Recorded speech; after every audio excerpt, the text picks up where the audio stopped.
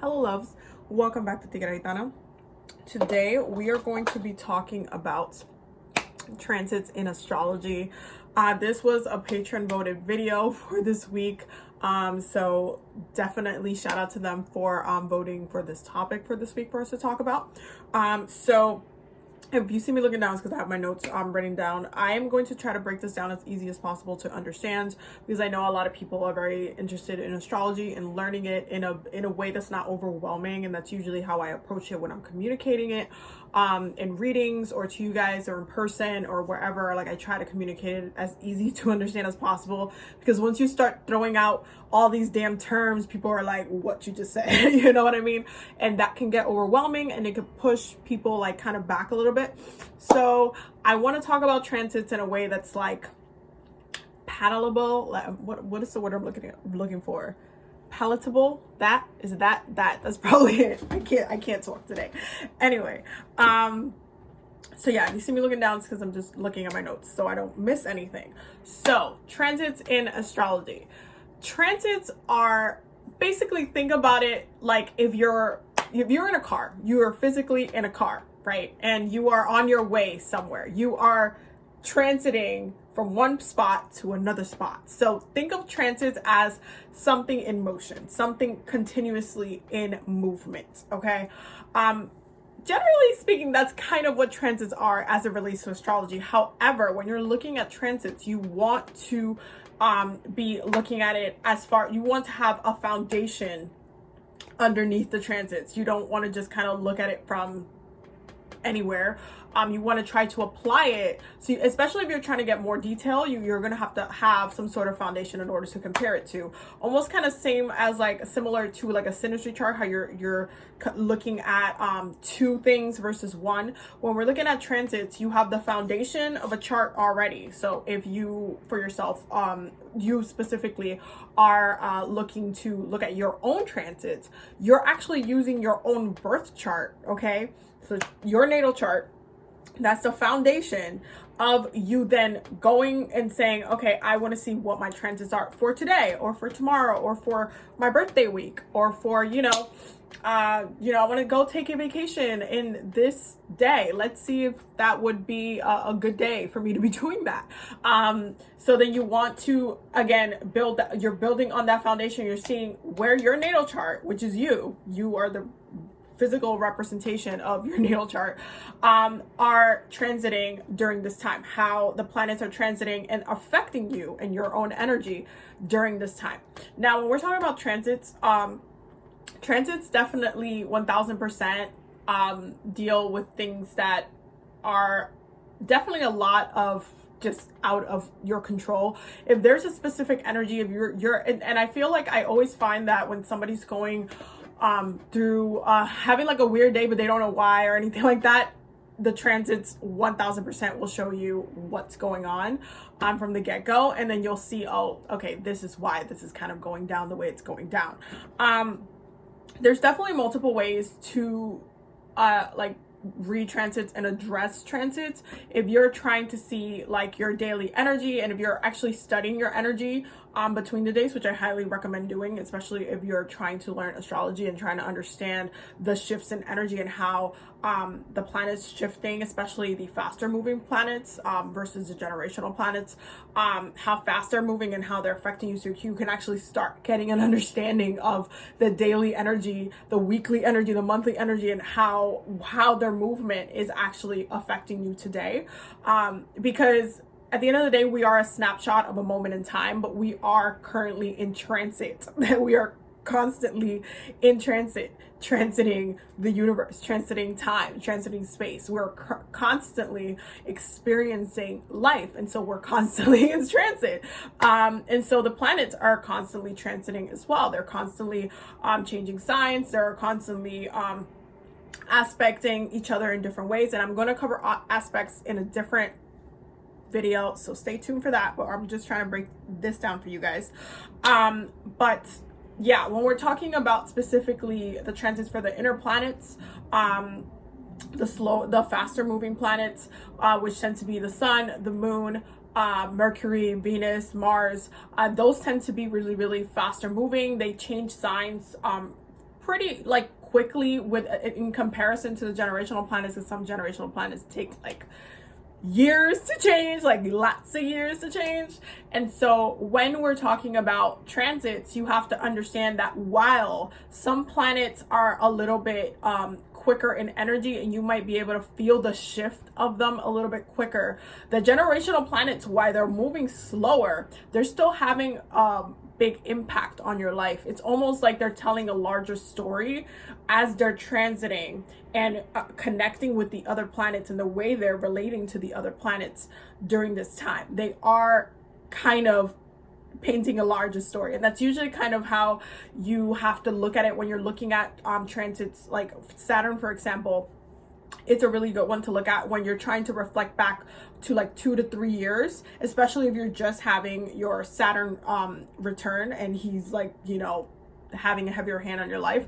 You will notice that when you look back within those 2 to 3 years, you will see a lot of stuff went down when it came to how his energy manifests in our lives, especially when it comes to karma and trauma and foundation, and what we're grounded in, what our future looks like, especially because Saturn has such a heavy hand in us being more stable within ourselves. And so a lot of the time what happens when Saturn comes in is that he makes you put yourself in a place where you are actually more stable than you have been previously before in your life. So there are challenges there, but you end up seeing everything and how everything kind of developed over a longer period of time, versus the inner planets where they move a lot faster. So you're just seeing a lot of, like, especially if you're very intuitive and very emotionally just driven, you'll be feeling a lot of the shifts. Generally speaking, you'll be like, okay, I'm kind of feeling like this, I'm feeling more sensual today, or like for the past month I've just been super like this or like that. Like, you'll start kind of feeling a little bit of those triggers. And a lot of the time when you're looking at transits, they help to serve just as much as like getting your natal chart and your birth chart reading done, which is super important, because I personally believe that your natal chart, your birth chart, is your map to life. It is your guide to life. It's telling you, hey, this is where you're gonna have your opportunities, where you should be working on, what your life lesson is, like everything. It just breaks it down, what your love energy is, how you love, what kind of part you need. All of that kind of stuff is broken down in your natal chart. And so it's really important to understand how the planets are transiting and triggering those certain points within your own chart, and what that brings and what benefits it brings, what chaos it may bring, what you know, how the planets are pushing you ultimately. Longer transits are really important to look at, especially when you're trying to see about a more a larger time, like assessing a larger time period. It's really important to work with the generational planets, but don't forget to look at the whole entire chart as a whole, because while the generational planets are obviously going to have their own agenda and their own thing that they're triggering and working with you, you're also going to have the faster moving planets triggering different points of your life, whether that being you meeting someone new, or making a new friend, or, you know, getting married or something like that, because you want to look at like that Venus energy, that Mars energy, whether it be creating a new project. Obviously it shouldn't take you 25 years to create a project, or like paint a painting, or like, you know, do something on a creative side. Even though Neptune rules Pisces, and that is the planet of creativity, that is like Pisces is the sign for creativity. It doesn't move slowly. The subconscious mind tends to be like a gray area where you can kind of tap into anything. You can really tap into anything, and time is not really a question in the subconscious mind, even though you will snap out of the subconscious mind at some point. It's kind of like when you're dreaming, when you're going to sleep and you're actually having a dream, at some point your body will rise, okay? It will wake up, and that's like that Saturn, like, hey, get get back to life, get back to being alive and doing the things that you need to do.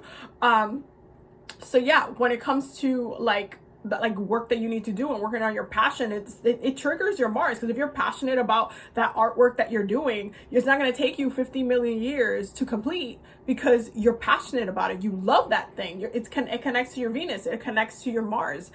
It also connects to your Mercury with the way you want to communicate that piece, that art to the world. So it is just because one thing is being ruled by a generational planet doesn't mean that it doesn't also reflect on the speed of how things are done, especially because, again, it doesn't take us 5 million years to do one thing. See it more as those longer goals that we have that we're working on for ourselves, even though like they might seem like they're going to take a longer investment for us to continue to grow and do that thing. It's not like we just snapped our fingers and are living our dreams and all that kind of stuff. It's more of us working on our thing. It's kind of the same thing with the generational planets. They're constantly working on their thing for us at the same time. So when it comes to transits, I personally like to check in on my transits on a weekly basis to see what the energy is. But I also keep an eye out for what's happening a lot with my generational planets. It's really important to look at those outer planets and see how they're behaving, how long they're affecting me for, how exactly are they like triggering me, like where are they navigating through, what house is it, what sign is it, like what am I looking at here? That way I can understand how to work with the energy better.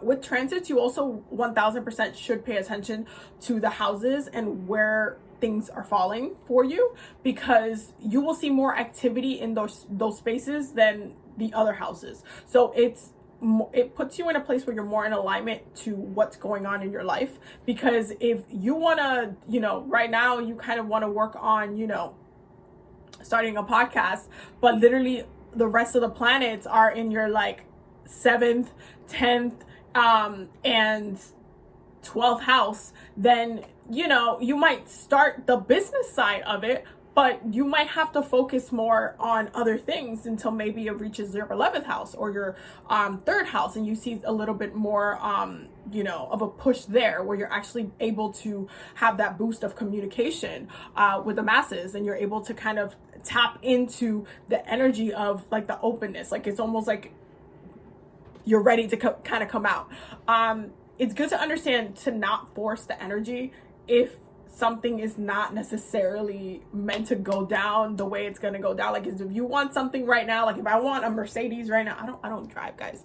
I need to get my license, but I don't drive. But if I want a Mercedes right now, but my transits are like, okay, you're going through this, you're going through like a whole transformation, you have healing to do, this is happening over here, and I'm over here like, no, but I want to put all my energy, I'm going to put all my coins into getting this car or whatever.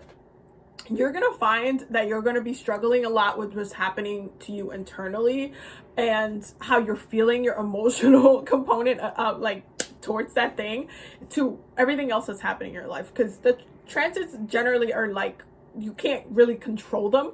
What you can do is study them and work with them in order for you to live your best life. Because that's honestly the best way to look at it. We're always in transit. Okay, we're always, because we are the physical embodiment of our natal chart, we are represented in this way. We are constantly moving forward, making moves, and so we should be aware how the universe is affecting us.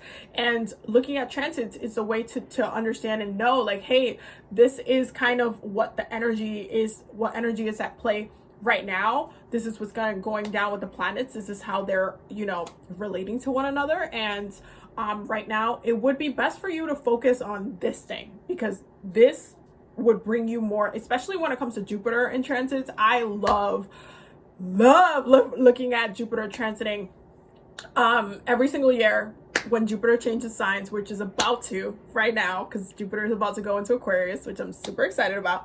I always look at where Jupiter is going to be what that energy is going to bring, how I can best use it, capitalize on it, especially because Jupiter is a planet of abundance and luck and opportunity and expansion. So obviously you want to capitalize on that energy because that's positive energy. That's, even though Jupiter can, you know, have negative undertones to it. Like if Jupiter is like in your second house, for example, you could either be manifesting lots of coins and lots of valuable stuff and things that you love and things that you value into your life, but you can also, you know, maybe overspend and maybe, you know, have some debt in your hands. So it's important to look at the transits, look how the planets are affecting you, so that way you are you're really in alignment with the times, and especially in how the planets are relating to you on a personal level, because it's not going to be the same for everybody else. Yes, planets move into different signs, and obviously that energy affects all of us, but it doesn't affect all of us the exact same way. Like for me, for example, Jupiter's about to go in Aquarius. I have Venus in Aquarius and my 7th house is in Aquarius. So on a personal note, I'm going to have Jupiter shining a light into my 7th house, my house of marriage and partnership, and also enemies, let me tell you. But it's going to be there for a whole damn year. And guess what's, and the hilarious part about, you know, that specific thing is that I knew, since I saw that specific transit coming up for me, like I looked it up like a couple of years ago. I think it was like 3-4 years ago. And I was like, oh, okay, so 2021 is when I'm getting married. Cool. Like I already knew. And now next year I'm actually getting married. Like I'm actually engaged, which is, again, I already knew because I looked at the transit. I also knew that when Jupiter was in my 5th house, which was last year, I was going to meet my partner and then I would be getting married after, because this year Jupiter's been in my 6th house of health, healing, and serving others.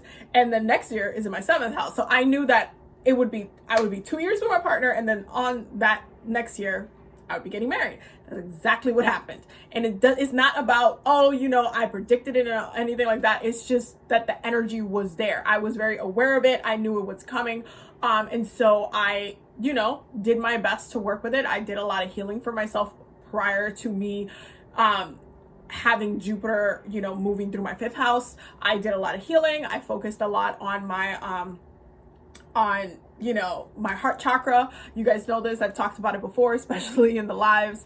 But yeah, I focused on my healing. I focused on my heart chakra both prior, and then I got ready because I knew that when Jupiter was going to be there, I had to capitalize on the energy. So yeah, so now that Jupiter is going into Aquarius, and you know, Saturn's also going to Aquarius, we should know how the energy is going to affect us, what's going to happen, how things are going to change. And so looking at your transits is a really, really big part of using astrology in a predictive way. This is how people do the horoscopes and stuff like that on a daily, and see, you know, how, you know, what kind of energy is there, period. But it's important to look at how it's transiting for you specifically, because that way you have a customized horoscope just for you, that you know, okay, this is what's going down. I understand how this is hitting me in here. So I'm like, especially with the moon, I know that a lot of people like to kind of downplay the moon when it comes to transits, but I can be a very like sensitive person, and I'm very emotional, but my moon is in Gemini, so I can be very like mental and just jittery kind of in my mind. You guys know I talk a lot. This is why this video is 18 minutes long. But the moon is a big one for me because, especially as a woman, I just naturally move with the moon's energy. So when the moon is in like Scorpio, I definitely feel the waves of Scorpio. When the moon is in Taurus, I'm feeling good. I'm feeling bougie. I'm feeling like, you know, I'm about to eat some good food. Like when the moon is in Pisces, I'm very dreamy. I have very, very different dreams when the moon's in Pisces. So I like to pay attention to, you know, the beat of my own drum and how it's connecting to how the planets are moving. And I think it's really important part of using astrology to kind of guide you through the days and through the weeks and through the months. So yeah, so I hope that this video was helpful. I hope that you guys have an understanding of what transits are. Definitely leave me some questions in the comments if you have any questions, but we are going to be doing more astrology videos, so stay tuned. Thank you again to the Patreon for voting for this week, for this topic for this week. And yeah, don't forget to check out the Patreon. The link will be down below. Also, because I know I'm probably going to hit 8,000 subscribers today, because I looked at it and it was like nine more people till like 8,000. Thank you guys so much for joining me on this journey, for being part of TigeraGitana, for being just part of the journey, part of the healing journey. I started this channel and I started my website and everything, the whole entire like business of it all. I started it because I wanted to help people heal. I wanted to bring a different perspective and teach you guys how to understand certain things that might seem complicated, might seem like overwhelming, and for us to heal together. That's like the main goal of this whole entire channel. It's healing. It's supposed to be for healing. That's why we have the weekly healing circles, and that's why I focus so much on making sure that you guys can heal on different levels, which is why I offer like Akashic records, past life readings, etc. And I'm really, really happy with how much we've grown. I think we have just grown so fast, and I am really, really excited because next year is just going to be even more amazing. So I can't wait to continue to grow with you guys.